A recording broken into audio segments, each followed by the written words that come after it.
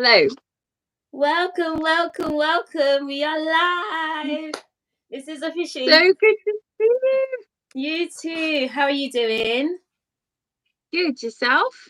Actually quite well. I actually had a cleaner come today, so I just feel so amazing that my house is so clean.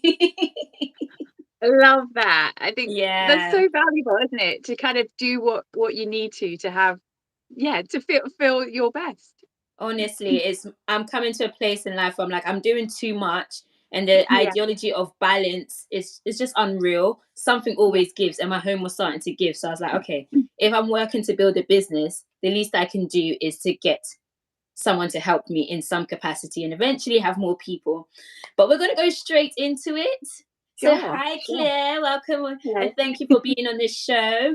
For those, so we are currently live on TikTok and also on YouTube. I couldn't do Instagram as well. So, we'll just figure it out for next time. But welcome to the show. This is the Trust God and Level Up show. And it's all about helping Christian women get unstuck, find their identity in Christ, and also level up in their lives in terms of not just I pray and I go to church, but also practically what should I be doing to be the best version of myself, of their selves as well. So just to go straight into it, for those who don't know who you are, do you mind just telling us a bit about who you are and what you do and what we're doing today? Yeah, sure. Thank you. Well, thank you so much for having me. It's great to be here. So I'm Claire Thomas. I refer to myself as a wellness warrior, mostly because my official title feels a bit of a mouthful. I'm officially a registered nutritional therapist and health and wellness coach. And my mission is to support Christian women to prioritize their own health in order to regain their get up and go through nourishing body, mind, and spirit. Oh, amazing. It's Like you've got your elevated pitch to the T, and that's amazing. Because as Christian women, sometimes we neglect the element of our well-being and our health and who we are. And I titled this show today as Our Body is a Temple of God, but is it? Sometimes we have to really question ourselves and say, are we really treating this as a temple of God as God has told us to? Or is it just a body we're just surviving in, struggling in? And just to tell us what made you go into nutrition and becoming a wellness warrior, just tell us a bit about your story or what got you into this. Yes, definitely. Yeah. So there's a little bit of a story to it. So bear with me for a little while. So I developed chronic fatigue syndrome about 11, 12 years ago. And I mean, I'd had a whole host of issues before that. I'd had glandular fever, I'd had digestive issues, but it was the chronic fatigue that I think turned my world upside down. I ended up having to, so at that point, my dream in life was to be an advanced nurse practitioner in children's intensive care. Mm-hmm. And overnight, that dream just disappeared.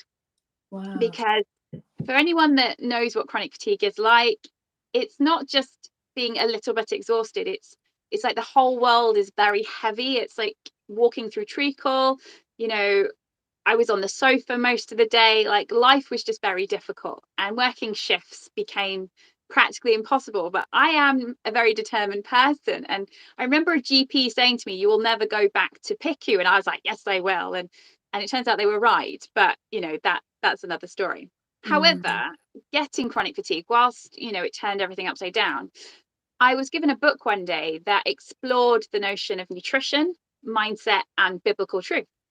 And that put me on this real path of understanding the power of what we put into our bodies, how it impacts us, not just our bodies, but our minds, and also how we think, how that impacts our bodies and our minds, and then bringing faith into it. Because a lot of the recovery work that or not even recovery work, because I was told I would never recover. I was told this is it, basically.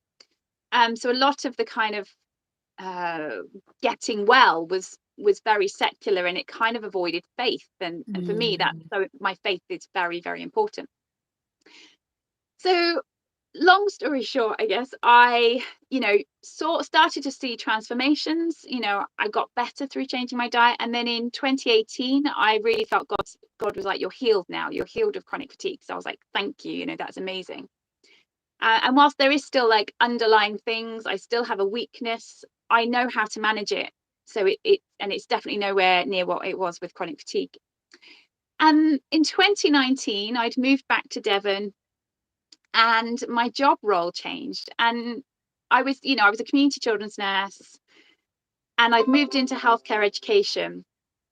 But the company I was working for had lost their contract, and we moved back into the NHS, and it was like somebody had put me into a cage. I was like this little caged bird, and I went, oh, wait a second, I can't do this anymore. And I think I saw kind of what had happened before with losing that dream of becoming advanced nurse practitioner sort of happening again. And I was like, no, enough is enough. I'm not doing this again. I think over the years, this desire had just kept growing to build a business, to build something that would support other women like myself who were told recovery isn't possible, who wanted to find a way of bringing faith into wellness and didn't know how to do that. And so at that point, I was given the option to leave the NHS. And I really felt God was like, you need to go back to university and retrain as a nutritional therapist, and you need to go now. And I was like, why? But I was like, okay, if that's what you're saying. I did it. And I started at that point I started another business to kind of help me fund uni. And then COVID hit 6 months later, and I was like, oh wow, that was the now or never. That's why I had to do it now, because if I'd have been a nurse in COVID, I'd have stayed in the NHS because that's me. I just would have kept going. Yeah. So I did 3 years at uni. I did a postgraduate diploma in nutrition. I graduated in June, and then I launched NourishtoSoar in August, as a way of people knowing that you can have the wellness that you want and bring faith into it as well. So that's my story. It's a bit of a long one, but yeah. No, but you've broken it down so amazingly. Just your own personal experience in having such an impact on the business you started to support a specific demographic, in a sense. Can I ask you what made you decide?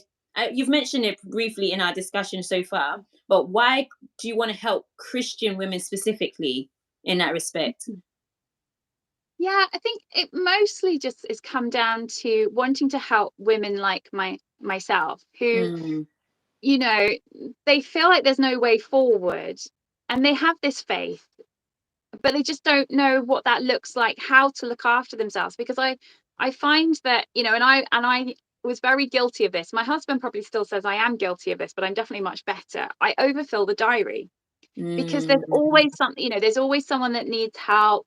Church needs you to serve, the family needs you, your friends need you, and you sort of end up at the bottom of the pile. And so I wanted to create a safe space where it's like, no, this is a place that you can focus on your health, that it is okay to look after you. Yeah. And do it like with God, partner with God to do this. So I picked Christian women because it felt like they were the easiest people for me to talk to about this, because of my own experiences. And a lot of the times we draw people who are quite similar to us because they see themselves in us as well. So it makes total sense. And even just as you're speaking, I'm getting a bit emotional because I'm thinking, taking myself back to, I think maybe it was 2019. And I have named the condition, I have it under the sun. I have Ehlers-Danlos syndrome, I have IBS, I'm gluten intolerant, I'm gluten sensitive, I'm lactose intolerant, I get migraines, I have joint pains, I have fatigue that is just unimaginable. And I remember 2019, I just felt crippled, and I prayed and I was like, God, like, can you heal me? Like, I'm struggling. And God says, I have healed you. Now walk in it. And I thought, oh, because a lot of the times we're praying, saying, God, heal me. I want to be healthy. I want to do this. And God's like, I've already provided it for you. And if you don't know, go and find out. Because we're waiting for this supernatural thing to come down and hold the food away from our mouth, or strike us to not do anything about it.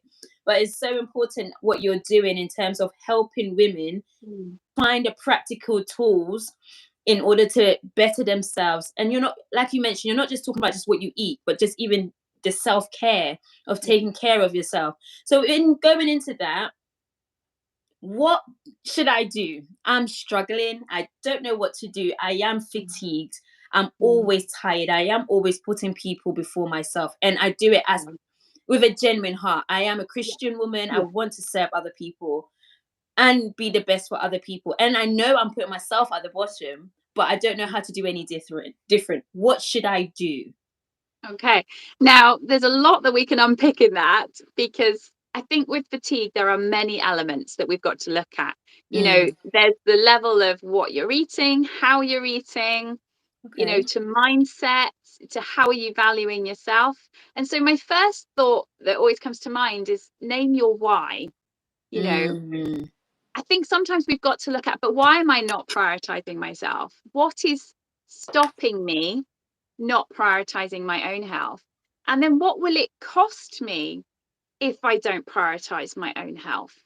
Because sometimes I could give you all the, healthy eating tips in the world, but Yeah. unless, mentally you've gone, actually, it's okay to look after myself. It's okay to spend time, you know, doing what I need to do to be as well as I can. Because when we're not well, it's a bit like, I've been talking a lot about cars this week.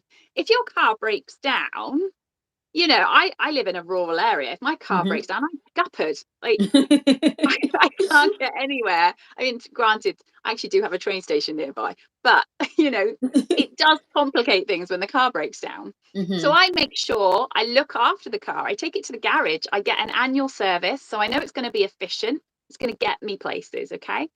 So the question is, if you can do that for your car, why can't you do that for yourself? Because if you Yeah. break down, and breakdowns it's not just mental breakdowns. Like for me, chronic fatigue was a form of a physical breakdown, because I couldn't do it. Like, I couldn't go places, I couldn't do anything, I couldn't work. And and so you have to be like, okay, well, actually I need to take care of myself, because if I break down effectively, well, how am I going to work or do what I need to do or show up for my, if you're running your own business, for example, it's how do I show up for my clients or my family? The list is endless. Yeah, definitely. So you just mentioned, like, it's not just telling you what to eat or how to eat, but knowing your why. How do I really identify my why? Do I have to sit down with myself and just be like, what's a practical thing I need to actually do to get to this place? I guess so it's looking at, again, so it's those questions that I mentioned earlier. So it is about you sitting down, Mm, reflecting, and just saying, what will it, the first question is, what will it cost me if I don't stop and prioritize my health? true. So once you've got that question, and then it's like looking at, but what will I gain Mm, if so for me, like, when I eat when I eat well, eat food that nourishes my body, I am able to show up. I have more energy. I'm more productive. I'm able to get through a day of work and still still socialize in the evening, mm, because I have that energy and I've learned how to balance it. There are times, still that I do struggle, but again, I'll come back to, okay, in the times that I'm struggling, what can I do for myself so that I am still able to turn up for work? yeah. So it's asking those questions, really. And it's just learning to become self-aware as well, and just Yeah. learning to self-reflect as well. And you've made them excellent points. But we live in a world where we're so consumed by specific diets. We're so consumed by diet culture. Follow these rules, and then you might see results. Even if it doesn't last, you might lose a lot of water weight, and you feel like you're making progress. Yes. But I from our conversation already, I know you go beyond that, and it's beyond following a specific diet. Yeah. But if I wanted something specific to follow, Hmm. what kind of changes did you make to get out of the chronic fatigue? Did you eat just vegetables? Did you just drink more water? Did you cut back? Did you do intermittent fast? What did you do, or what should we be doing? So that's a really good question and a really difficult one to answer at the same time, because Mm, I will not sit here and go, there was one thing that got me out of the chronic fatigue. It okay. was a combination of many factors. I would say the biggest thing that when I work with clients, that impacts their energy levels the quickest, is blood sugar regulation. So that in a nutshell means eating in a balanced way. So it's not about, I don't encourage calorie counting.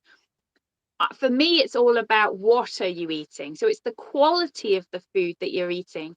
And it's about eating foods that God's made effectively, not that's been made in factories, but that God has actually already given us. And so when we eat a whole food diet, so this is a diet full of fruit, vegetables, meat if you are a meat eater, or your chickpeas, legumes, tofu, the plant-based protein, your nuts, your seeds. Looking more at, if you eat carbohydrates, looking more at sort of whole grains. So your brown pasta, your rice, your root vegetables, they're all considered sort of starchy veg. And looking at when you're eating in a balanced way. So I find a lot of people will just, especially lunchtimes, I think lunchtimes is the biggest one, they'll just grab a meal deal from your supermarket, okay? Yeah.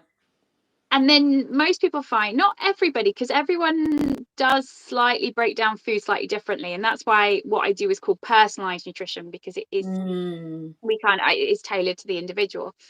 But some people will eat a meal deal and then they feel they come, a couple of hours later, they're already starting to feel like they need to eat something else because that meal deal isn't balanced in a way to support them getting through the afternoon. Because when we eat a lot of, say white bread, chips, crisps, biscuits, cakes, they break down quite quickly in the body. And so that quick breakdown means that the body sort of releases a bit too much insulin, which is a hormone, which pushes sugars sort of into cells. So your blood sugars kind of go higher than the body would like. You get lots of insulin and it pushes the blood sugars lower than the body would like. And at this point, because your brains use quite a lot of glucose, it uses about 20% of glucose and needs a constant supply. At this point, it starts screaming, going, feed me now. And the quickest thing to break down are cakes, biscuits, chocolates. So your brain will go, eat the chocolate, please, eat it now. So you eat it, but then you're in this cycle. So what ideally, I would recommend for like a lunch, for example, would be if you have a soup, make sure you've got some lentils or some meat or chickpeas, something, protein based in that soup. If you have sandwiches, could you go for like ideally a whole grain sourdough bread? That's like that's quite a good one, but whole grain with, some protein like hummus. You could have some roasted vegetables because we've got some veg and some salad. And then on the side, could you have like a small pot of yogurt? If you eat dairy, or a dairy-free alternative with some berries and some seeds, so that it's a bit more balanced. And it's likely to keep you fuller for longer. So your approach is very, very personalized, focusing on the individual, because how I eat may be very different to someone else, how someone's body will process it. And you're so right, because I must admit, in the last week, I have been 80% of the time, I've been so good. I made kale salads, I made Very nice. salmon, I made sweet potato. But then I had a really bad flare up because I've got IBS. So I was having too much fiber in a very short space of time. So then my body was just kicking off. I was like, where do we go from here now? So I've heard the word like insulin resistant. Is that in line with the blood sugar level that you mentioned? Do you mind explaining a bit more about that? So it just means your body isn't processing insulin in the best way that it could do. So it could mean that, you release a bit too much insulin, or you're not releasing enough, or when it is released, it's not able to push the sugar into the cells in the right way. And it's like things start to become a bit faulty. Think of a car that's sort of not quite working as efficiently as it could do. And so you might find yourself in this cycle where that actually puts more stress on the body. And then when we have higher levels of the stress hormone cortisol, that makes us want to eat more as well. So we find ourselves in this cycle of feeling like we kind of need to eat more. And we're, feeling a bit more, this is what happened to me actually before I balanced my diet. I couldn't leave the house without a snack or a chocolate bar in my bag. Like I would become hangry very quickly. Just ask my husband, he'd be like, are you hungry? I'm like, yes.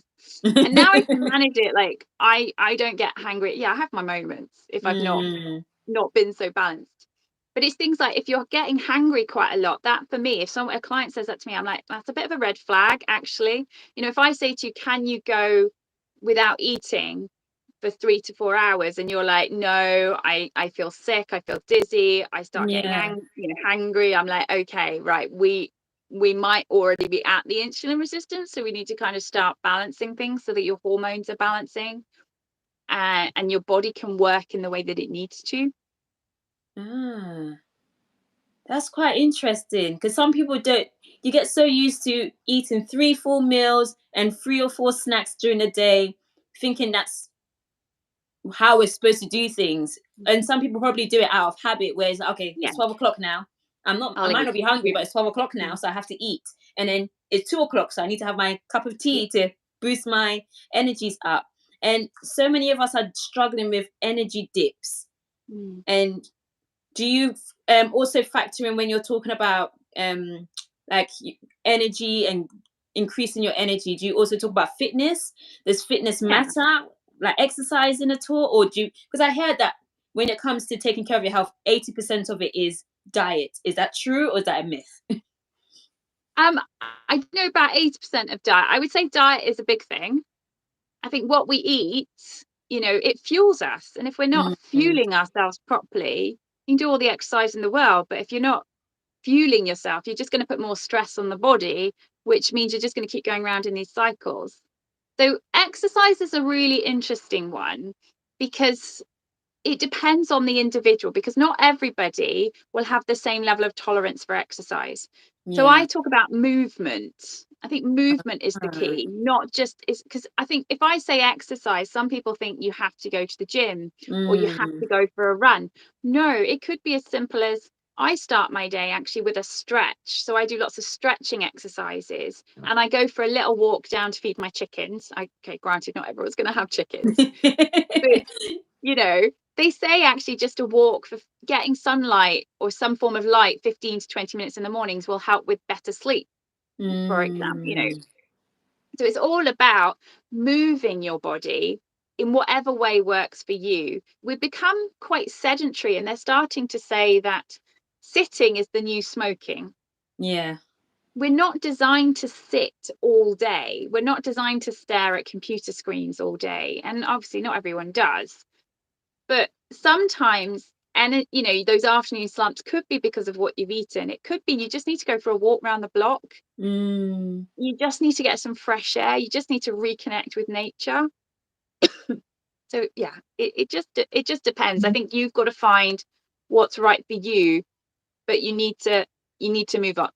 Moving your body is good. I love that, because some people do get intimidated by the word exercise, and all of a sudden you're nutritionally deficient, but you feel like, okay, I now need to do all of this and put more strain on your body whilst you're not taking care of the internal. So I want to bring it more towards, how does faith fit into all of this? I'm a Christian woman. I know I'm not doing well in terms of my health, but would you encourage that I pray about it? How do you intertwine faith into everything that you do? It's a good question. For me, it comes down to knowing that you're created. God has created our bodies. Okay. They are a gift. Do we always look after them as well as we can do? No. And I can't say that I always have looked after it as well as I can do. And it's not just also about what we're putting into our bodies. It's also that berating ourselves, you know, perhaps you look in the mirror and you're like, I'm stupid, I'm ugly. Actually saying, I formed you in your mother's womb. You are my creation. I think it always has to come back to that point that I was created by my father to do good works. Now, if I'm not as well as, I'm just constantly running on empty, and might find yourself getting resentful because you're like, oh, I have to serve, or I have to do this, or I have to show up in this way. But God's not saying like sacrifice yourself to serve, because I want you to look after you too. That's amazing, because sometimes we struggle. In my first book, I wrote that we need to learn to believe God's word. We might read it, but not believe him, because we're so used to people, maybe people lying to us all the time. When they say something, they don't really mean it. So we think when God says something, it's like, oh, he's saying it to everybody else, but not to me. But learning to Yeah. really internalize, if God says you're fearfully and wonderfully made, that means you in particular, you are Yeah. fearfully and wonderfully made. And once you start to see yourself how God sees you, you start to value yourself more, you start to understand your worth, you understand, have some self-respect, you start to trust yourself a bit more to take action. Because so many people, especially even sometimes even Christian women as well, where we've done all the diets under the sun, lasted maybe 2 weeks, we might have even lasted 6 months doing a particular diet, we stopped, we gained all the weight back again, and we're just fixated on weight loss and weight gain, and forget the element of well-being and health, and taking Yeah. care of ourselves and our mental health as well. Because when I don't eat right, I literally walk around with a brain fog, and I'm Yeah. just on survival mode, Yeah. and I'm very snappy, I'm very erratic, I'm very imbalanced, and I'm shouting at my husband like, I'm just hormonally imbalanced. And he's like, what Yeah. does that mean? Control it then. If you know what it is, do something about it. And it's like getting to that place where it's like, God, you've called me for a purpose, and without health we can't do anything. Yeah. Without my well-being, I can't serve, I can't be the person you've called me to be. So taking that, really internalizing God's word and be like, God, if you've called me, if you've created me, if I'm a gift, then God, give me the strength to do what you've called me to do. And that includes what I put in my mouth, how I think, how I process things. Because I've recently heard, because I'm really into behavioral change, so I do a lot of Oh, research yeah. into it Yeah. as well. And I've been learning little things and listen to audiobooks. They're like, there's sometimes the words we speak to ourselves can get so loud that we stop hearing it, that we Yes. don't know what we're saying anymore. Like you go into a room and a room may have a sound in there. After 5 minutes, just for your body to manage, it shuts that bit down. So Yeah. you stop hearing it. What are you saying to yourself that you don't even realize you're saying to yourself anymore? Because Yeah. I know for a fact, I say things like, yeah, but I always stop, I never finish. So what's the point? Yeah. And then you've already kind of given yourself the answer. And that's actually a lot of what I do. So I've trained in something called neuro-linguistic programming. Okay. It is about rewiring the brain. So it's about, there's a technique, well, there's a few techniques, but it's about looking at what are we telling ourselves and flipping the script. Yeah. Because, and the question that comes back a lot of the time, would you tell your best friend what you're telling yourself? Probably not. Okay. So it's focusing, if we think of Romans 12:2, be transformed by the renewing of our mind. So it's capturing those thoughts and going, no, is that a lie? Is that truth? Is that my truth? What does God say that I am? God says I am fearfully and wonderfully made. I am valuable. I am precious. I am worthy. And it's standing on those truths. And I think the more that we can tell ourselves those truths, the more likely we are. Because if we're in a constant negative cycle, a shame cycle, if you've ever heard of Brené Brown, she talks a lot about shame Yeah. cycles, we're less likely to make changes because we're just in this constant, I'm rubbish, I can't do this. Well, if you tell yourself you can, if you tell yourself you can't, you're right. So if you tell yourself you can't, then so when I work with clients, I'm not just looking at, okay, here you go, here's a diet, off you go, because Yeah. it's not going to work for everyone. For a lot of people, I have to go, what are you telling yourself? And how can I help you reframe that into a way that instead of you going, I can't do this, you go, I can do this and I Yeah. will achieve success. That's amazing. And that's leading us into I noticed when I was doing a bit of research that you have a program called Boost. Yes, that's right. What is Boost? What is it about? Tell us a bit more Sure. about it. We had about 9 people on TikTok watching as well, so they're all listening as well. So, so Hello. hello.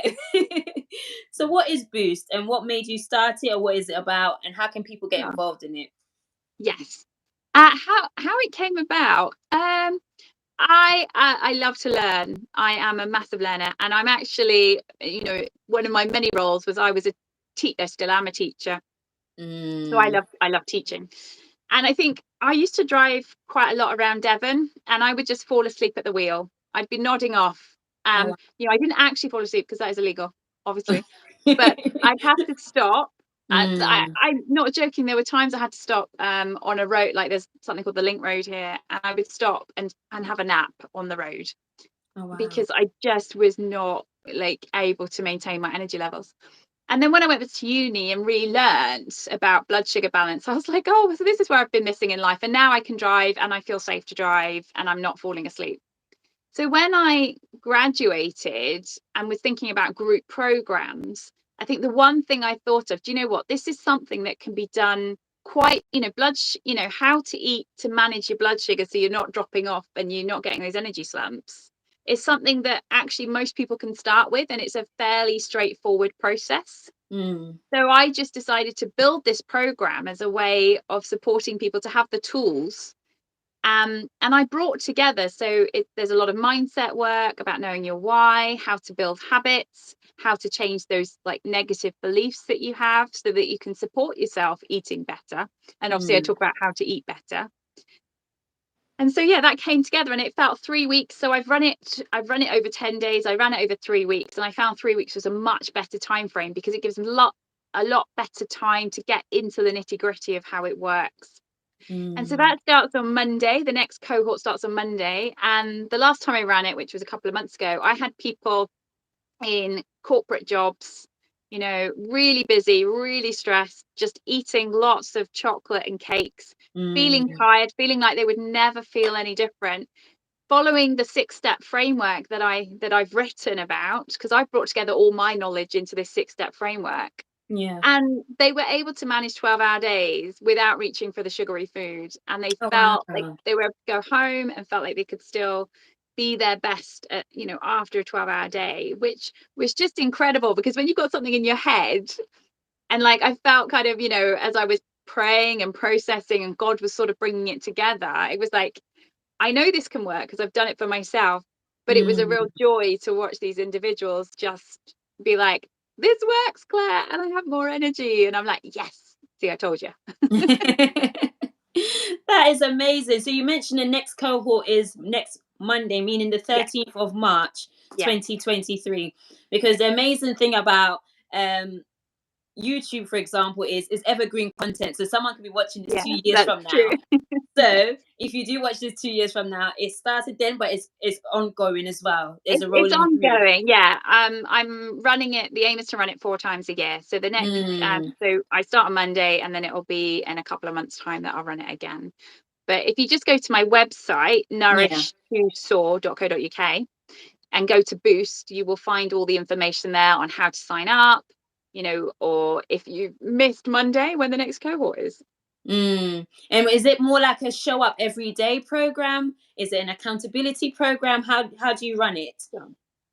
So I have written an online program. So it's a mixture of online and kind of on. For this cohort, I'm using Voxer. So every day, Monday to Fridays, I come on and go, here's your action for today. And it will Mm. correlate to the online platform. So there's like, I've got, modules that go through each of my 6 steps. So the aim is that you take an action and then I give you reflection questions because we need to have action to see change, but we also need to reflect to see, okay, why didn't that work? Why did it work? So that you can kind of move forward. Mm. And I do that. And then so Monday to Fridays I do that, and that allows you on Voxer to have the accountability. So you can ask questions, you can say, I'm struggling with this, or do you have any recommendations, or if they've got questions, but also gives you like actions and a way to stay accountable for those 3 weeks. Oh, that's amazing. So that it'll be like a little community of women, Yeah, or do you usually have men as well, or is it mainly women that are it's more mainly drawn? I did have a man last time, but it's mostly Mm. women, yeah, that come and join me. And the content isn't, I've written it kind of without biblical content, but there is Bible devotionals that you can read alongside. So it's sort of a mix. It's a kind of Mm. mixed approach for that course. Which is amazing. So that maybe women who are more, they want the faith element integrated, because I feel like some women, some Christian women, should I say, are more likely to take action when God tells them to take action. Yeah. So if you're one of those, take action in that regard. Read the devotions if you need to read the devotions in correlation with it, if that's what's going to kick you up to get going, because you don't want to disobey God. But even you hearing and being on this live with us, it's your opportunity to take action, because God orchestrates things. And if you're here, especially those who are on TikTok, especially if you're here, I will link everything in regards to what Claire does. Her business links will be in the description, but available for you to connect with her. And we'll probably just gather in it. Do you have any last words, any maybe tips that you want to give to boost your energy before we sum it up and end this live? Any more tips? I want to say it's okay to prioritize your health. It's okay to focus on you. We're not doing this from a selfish way. It's not selfish to look after yourself. Okay, I just want to make that clear. It is okay to eat well and want to be well. Okay, you don't have to put yourself last. Just some general tips: drink water. It's always a good one.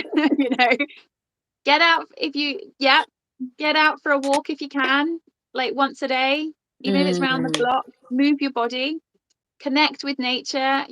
God has given us this amazing world. Enjoy it. Get a good night's sleep. Where possible, don't look at your phones, even if you can. Like my phone isn't even in my room, it's downstairs, because I don't want that temptation to pick it up and go, right, let's just look at my emails, and then 2 hours later, because you've been scrolling on Facebook. So I just keep my phone out of my room, and I have a separate alarm. Prioritize sleep, because sleep is actually really valuable, and rest is valuable. We're going through, as a home group, the John Mark Comer Sabbath series, and actually it's been really good to kind of re-look at the importance of rest. It's good for us to rest. God rested on day 7, remember that. Okay, he did not work all the time, he rested. Rest is really valuable and really needed, because when you rest, you're more productive when you need to be. And I guess my last tip: focus on what you can do. So this morning I woke up, if I'm honest, I wasn't in the best place this morning. I've been feeling a little bit fatigued this week. It happens. So I had a choice, and my choice was, what can I do right now? So I stretched, I ate a smoothie full of lots of nourishing foods, because I was like, my body needs that right now. I walked to the train station, because I was out this morning. So I moved my body, and I was like, right, that's things I can do. And I put actually, as I walked, I put worship music on, because I was like, I'm in a funk, I'm not in my best. What can I do?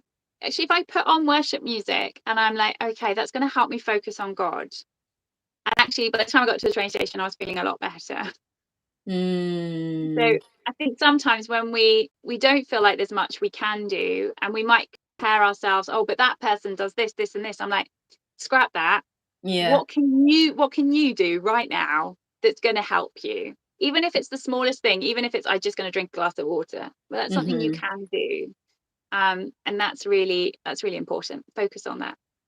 And that's amazing. Like it's so important to, like you've mentioned, like have grace for yourself and be gracious in the sense of music can get into your subconscious without your permission. So the fact that we don't have to do life alone as Christian women, when we have difficulty, we have a God who's ever present, who's always there for us, that we don't have to do this alone. We don't have to ever feel like I am the worst of the worst. I failed. I had a Big Mac and I had cheeseburger and I was dark to myself, so I can't get out of it. That is never the case. And we have to get to the place where we fully understand that.